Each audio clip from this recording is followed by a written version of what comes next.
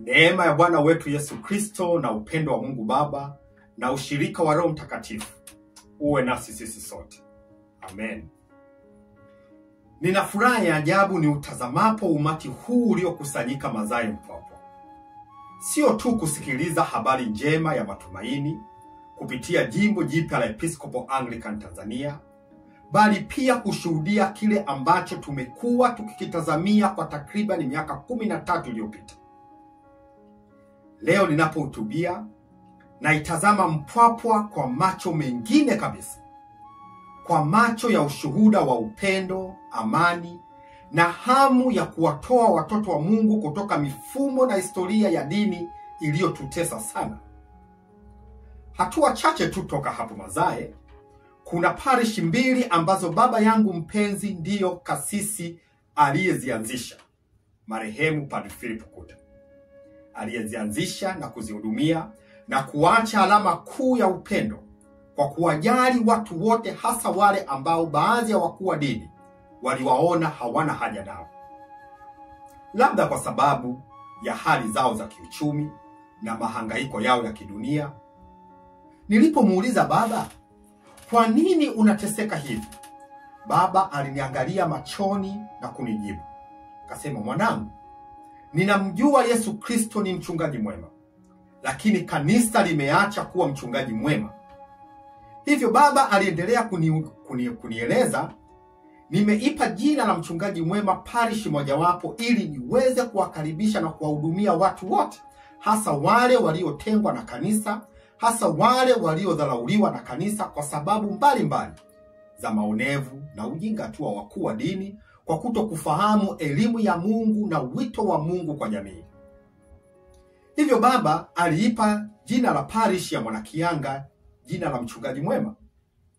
Lakini kwa kuwa parishi hii ilianzishwa ndani ya kanisa kandamizi, baada ya baba kuondoka, ukandamizi mkubwa ukaota mizizi katika parishi hiyo, kwa maana walikuja baada ya baba viongozi ambao hawakuweza kustahimili shinikizo la ukandamizi na uonevu na dhuluma toka kwa viongozi wa juu. Karibu sana na Mazai ni Chamhawi, sehemu ambayo baba aliipenda sana na hata akajitoa kuwa mkufunzi wa chuo cha Biblia wakati huo pale Chamhawi, huku akilala sakafuni katika moja ya majengo hayo ya Chamhawi, kwa kuwa tu wakuu wa dini walijaribu kumkatisha tamaa ili asitoe elimu kwa viongozi wa kanisa. Baba aliendelea kulala sakafuni bwenini kwa kuwa alinyimwa nyumba ya kukaa.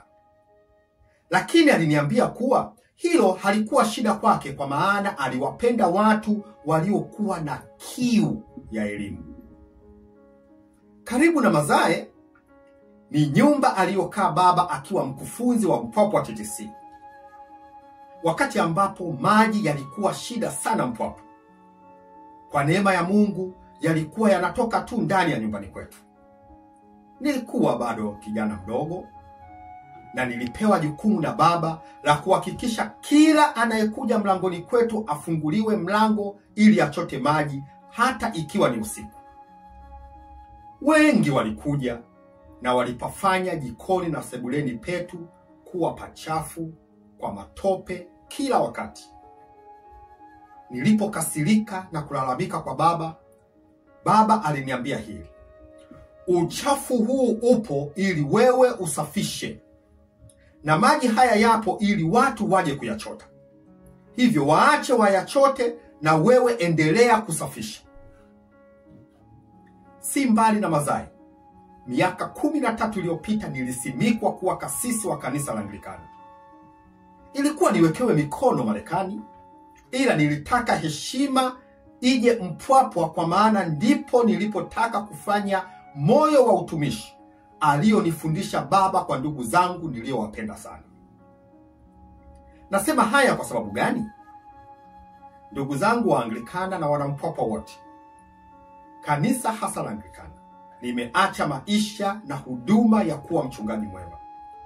Katika nyanja ya uongozi na ibada, hakuna hata sehemu utasema mchungaji mwema yupo miongoni mwa kanisa. Watu wamekuwa wakipewa madaraja ya ukasisi si kwa sababu wana kiu ya haki, bali askofu amejua kuwa huyu akiwa kasisi atakuwa kibaraka wangu. Badala ya kuwa watetezi wa wanyonge na mhudumu wa sakramenti za Mungu, ndio maana tunaona viongozi wa lei na watiwa mikono hawana hofu ya Mungu, bali wana hofu ya askofu. Tuna ushuhuda wa kutosha kuwa makanisa yanapandwa sehemu nyingi kwa dhana ile ile ya kuwa kibaraka wa askofu, na sio kabisa kwa sababu yawe baraka kwa watu wanaoizunguka hiyo kanisa. Maparish na vigango vimekuwa ni magenge ya unyonyaji wa jasho na sadaka za watu, na kuweka mizizi ya kero tupu kwa waumini, kwa sababu maparishi hayo lazima yakidhi mahitaji ya askofu na sio mahitaji ya waumini. Tunasoma katika Biblia kila sehemu neno la Mungu la matumaini na baraka. Lilipoingia sehemu, Mungu aliwaandaa watu maalum kuwa mlango mkuu wa huduma ya Mungu katika sehemu hiyo. Hivyo tunawashukuru sana viongozi wa wanafunzi mwema kwa kufanyika mlango mkuu wa jimbo la Episcopal Anglican Tanzania, kuweka parishi hapo kwenu, na hatimaye kufungua diocese mpya ya Mpwapwa. Napenda kuwataja mchungaji Enoch Meshak na Festo Madimilo. Ninyi mmekuwa ni ngome ya historia mpya ya jimbo jipya, na nitakapokuja kufungua rasmi parishi yenu, itakuwa ndiyo makao makuu ya diocese mpya ya Mpwapwa, ambayo itakuwa chini ya Episcopal Anglican Province of Tanzania. Pia ni mshukuru katibu wenu wa kanisa, Nathaniel Boma. Ndugu Boma, Mungu amnakuita katika huduma kubwa na ya heshima. Simama imara na kuwa mtendaji bora, kwa kuwa sasa ni wamoja. Ninawakaribisha viongozi wote katika ibada kuu ya ufunguzi wa jimbo ya tarehe 14 mwezi wa 7. Na kama mnakwaya pia tunaikaribisha ije mlali katika ibada hiyo. Mchungaji Meshak na Madimiro na katibu Boma, tunawaomba muwaambie vijana kuunda timu ya mpira ya soka itakayoshiriki mashindano ya ligi ambayo jimbo letu litaratibu. Ninakaribisha timu za mpira toka sehemu mbalimbali za Mpwapwa pia kujikusanya, na tutazisajili katika mashindano tofauti, na tutatoa ufadhili kukuza vipaji vya vijana wetu na hatimaye viwanufaishe kama ajira ndani ya michezo. Naomba katibu Boma uratibu vilabu hivyo vyote vya mpira, na uratibu huo ufanye moja kwa moja chini ya katibu wetu mkuu wa jimbo, Emmanuel Ndolonjero. Hivyo basi, ninayotaka kuyaongea leo ni mambo halisi niliyoyaweka bayana nilipokaa na askofu na wachungaji wote mwaka 2013 katika kongamano nililoliandaa juu ya utume wa kanisa la Anglikana katika jamii ya Watanzania. Niliwafafanulia kwa kina cha kihistoria kwa nini Uanglikana umeshindwa Tanzania na kwa nini uongozi umepotoka katika utendaji wake dhidi ya tumaini la Kristo miongoni mwa Waanglikana. Nilisema wazi kuwa Uanglikana ninaouona Tanzania si Uanglikana ulioingizwa Tanzania mwaka 1884 na kushamili hadi 1955. Hivyo tulichambua historia kwa pamoja, kisha nikafafanua theolojia kwamba tunaweza tukaufanya Uanglikana kuwa mchungaji mwema kwa Watanzania. Hivyo tangu mwanzo nikawa na mzigo mkuu wa maono ya kanisa bora la Anglikana Tanzania. Katika hotuba ijayo nitaweka bayana ramani ya ujenzi wa Anglikana mpya Tanzania. Ila leo nataka kusema kuwa kusanyiko hili la Mazae litafanyika baraka kuu ya kuikomboa Mpwapwa kutoka kwa maozo ya Farao na kuingia katika uhai wa Kristo. Kwa kuwa tumeanza historia hii Mazai ndani ya Mpwapwa, basi mahali hapa Mazai ndipo tutateka kila ngome ya Farao iliyoko Mpwapwa na kuleta uhai mpya wa Kianglikana katika Mpwapwa nzima. Leo katika hotuba hii napenda kwa ufupi kuzungumzia kwa nini jimbo la Episcopal Anglican Tanzania ndiyo jimbo bora kwa Waanglikana Tanzania. Jimbo letu litawekeza katika unabii juu ya Yesu kuwa ni mchungaji mwema. Hotuba ya leo nimeitafakari kupitia unabii juu ya Kristo kuwa ni mchungaji mwema. Ndiyo, unabii huu ndiyo ramani yetu ya kufanyika jimbo jipya nje kabisa na jimbo linalopiga magoti Dodoma, ili tusiingiwe na wenda wazimu wa kuiga wala kuishi fadhaa na mateso ya kuitikia Dodoma. Ndugu zangu Waanglikana, ndiyo maana sioni aibu wala sitaogopa kusema kuwa siamini katika kuwa kanisa ambalo halifanyi kazi na halibebi msalaba wa Yesu kwa ajili ya maisha bora dhidi ya umaskini na dhuluma na mifumo yote ya kijamii inayoleta uchumi.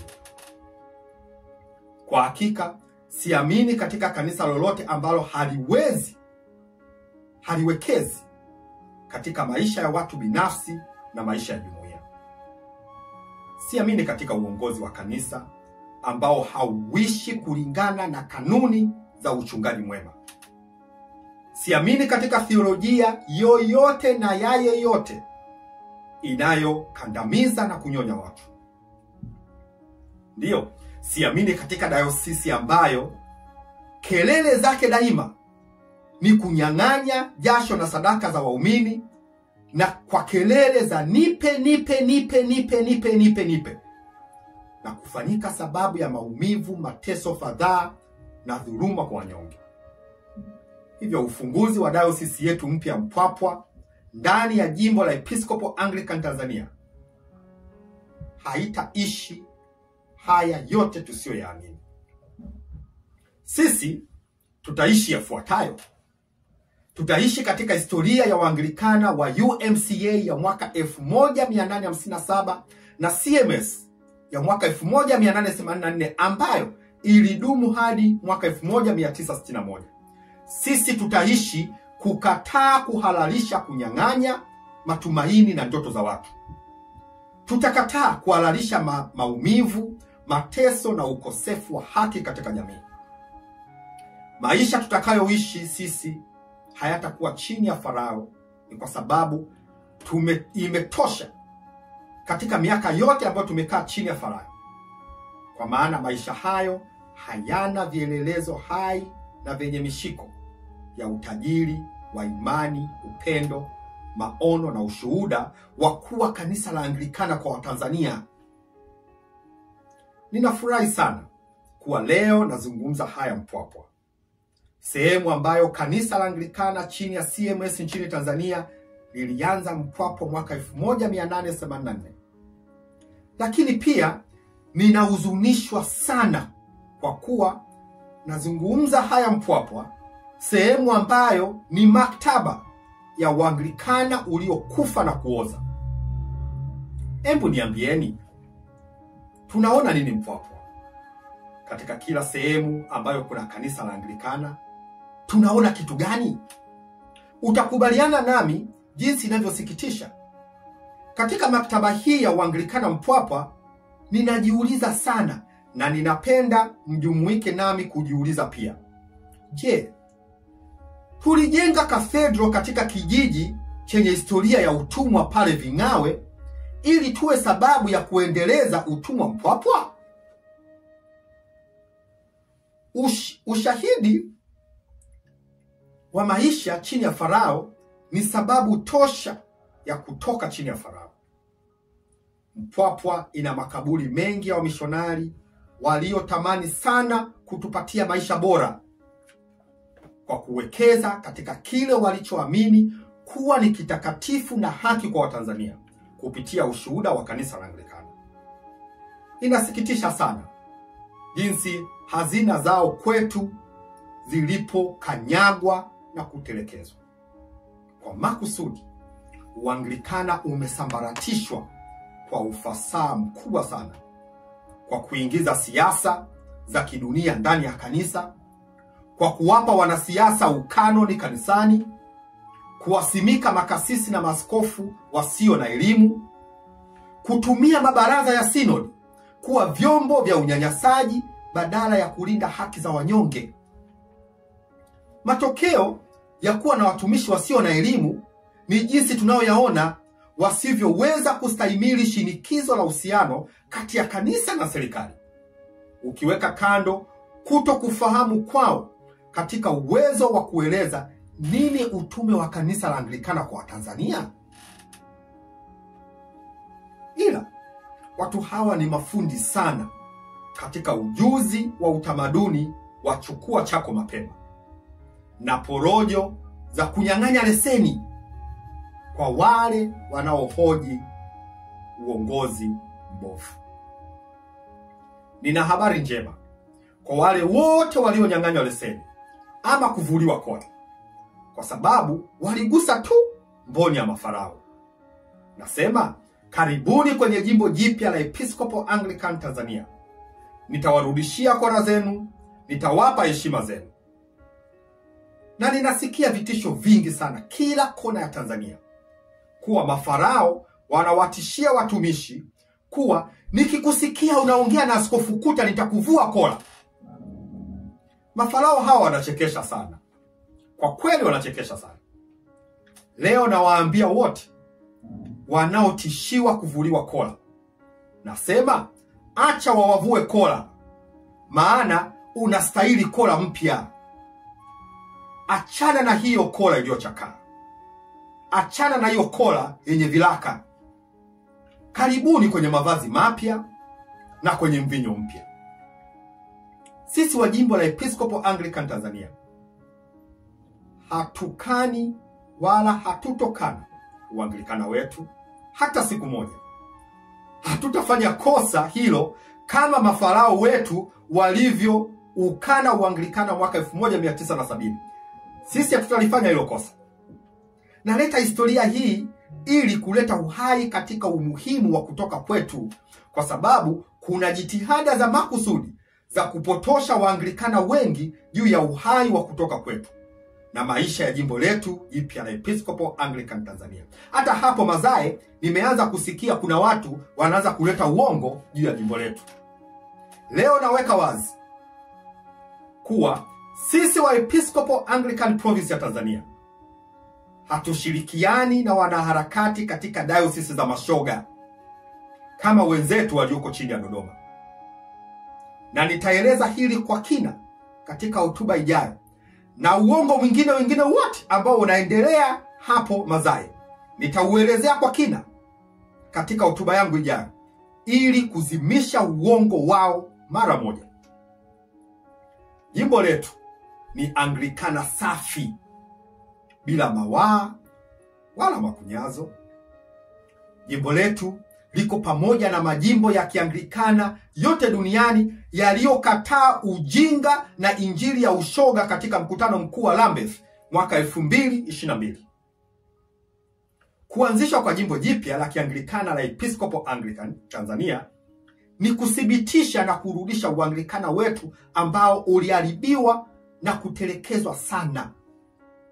Kwa hiyo sisi ni Waanglikana wa kutoka kuingia katika mizizi ya kanisa la Anglikana la mwaka 1857 na lile la 1884 hadi 1955. Hiyo ni historia nzuri sana kuielewa. Ndugu zangu Waanglikana wa Mpwapwa, wakati umefika wa kuwa na diocese mpya ya Mpwapwa ambayo haitapiga magoti Dodoma, bali itasimama hima kwa heshima na nguvu hapa Marekani, kwa sababu tunatambua kuwa ni kweli kwamba hatuwezi kamwe kumimina mvinyo mpya katika jimbo la zamani, kwa sababu jimbo hilo litapasuka. Inatosha Waanglikana wenzangu, tutoke sasa, lakini tujue tunatoka kwenda wapi. tunatoka kwenda kwenye uhuru wa kuwekeza kijamii na kiuchumi, kuwekeza katika elimu, matibabu, biashara na viwanda. Sisi ni kutoka kuingia katika matumaini na mafanikio kama watoto wa Mungu katika uhuru wa Kristo. Tunafungua dayosisi mpya Mpwapwa chini ya jimbo la Episcopal Anglican Tanzania katika mizizi ya imani ya Anglo-Catholic na katika nguzo zetu 4 za ibada ya Kikatoliki, haki ya kinabii, amani na maendeleo. Jimbo letu jipya litawekeza katika kubadilisha na kuboresha miundo mbinu ya kijamii na kiuchumi ya kijamii ili jamii zinazotuzunguka watu wakatae umasikini na kuchukua fursa za miundo mbinu hiyo kwa ajili ya maisha yao binafsi, familia zao na jamii zao. Tutahakikisha kwamba parokia zetu ni vituo vya jamii vya Injili, ya maendeleo ya jamii, ya matumaini na ustawi katika maeneo yetu yote ya parokia. Tutahakikisha washiriki wetu na waumini wetu wanaona parokia zao kama sehemu yao ya umiliki, katika uhuru wao wa kupambanua na kutekeleza miradi yao inayotumikia maono yao ya Injili kwa ajili yao na jumuiya zao, kwa sababu watakuwa na haki ya kumiliki miradi yao na mali zao. Hii ni tofauti kabisa na huko tunakotoka, na tutaendesha katika njia inayolingana na maono na maslahi yao wao wenyewe. Katika haya yote, tunataka kujisifia na kumiliki parokia zetu, na tunachukua umiliki huu kwa uzito wa uwajibikaji katika maisha ya pamoja na majukumu ya jimbo letu jipya la Episcopal Anglican Tanzania. Tutahitimisha hili kwa kuamini na kutenda kwa kithiolojia ambayo inafundisha kwamba ufafanuzi wa mapenzi ya Mungu ni mchakato wa jumuiya ndani ya fungamano na neno la Mungu, historia na mapokeo, pamoja na hekima. Lakini ni katika mchakato huu wa jumuiya, na wala si wa askofu peke yake, jimbo letu linakataa hisia zozote za ofisi ya maaskofu kama wafalme, wadhalimu na madikteta. Hapa katika jimbo la Episcopal Anglican Tanzania, Waanglikana ni taifa huru la Anglo-Catholicism kwa ajili ya upendo wa Kristo duniani. Kwa hiyo, tunawaambia Waanglikana wote, karibuni katika jimbo jipya. Karibuni katika uhuru. Karibu kuwekeza na kumiliki hazina yako, sadaka yako, jasho lako, na karibuni kuwa taifa huru. Karibuni kuwa Waanglikana kweli kweli. Kwa hiyo, katika jimbo la Anglikana la Episcopal Anglican Tanzania, sisi hatuna mfalme, hatuna farao dhidi ya mtumwa. Wana kutoka wenzangu, jimbo letu la Episcopal Anglican Tanzania linawakaribisha tuwe vuguvugu la kipekee la Uanglikana kwa kanisa linalojumuisha wote katika kutoa fursa bora kwa watu wote, kuleta ujuzi wa maarifa yetu katika huduma ya manufaa kwa watu wote kwa ajili ya utukufu wa Mungu. Na hii ndio habari njema. Sisi wa Episcopal Anglican jimbo la Tanzania tunarudisha utukufu wa Uanglikana kwa Watanzania. Tutajenga kathedro yetu Mazae, ambapo hatutakuwa taswira ya utumwa kama ile taswira ya Vingawe, bali itakuwa ni taswira ya uhuru, haki, amani na maendeleo kwa waumini wote, na sio kwa ajili ya manufaa ya askofu na maafisa wake wachache. Tutarudisha urithi na utukufu wa Mpwapwa na kila mahali ambapo urithi na utukufu wa mishonari uliharibiwa. Naomba ninyi mnaonisikiliza mnisaidie kuweka wazi haya yote niliyoeleza kwenu, kwamba jimbo letu la Episcopal Anglican Tanzania liko hapa ili kukaa na kufanikiwa. Karibuni nyote. Ninatamani sana nitakapokuja kuwaona na kufungua jimbo letu, kufungua dayosisi yetu na tuwe na amani. Angalieni vipaimara, tuje tuwe na ibada kubwa Mpwapwa ya ajabu na matumaini. Na Mungu Baba wa Bwana wetu Yesu Kristo awe pamoja nasi leo na hata milele. Amen. Episcopal Anglican Media, maisha yanayohubiri.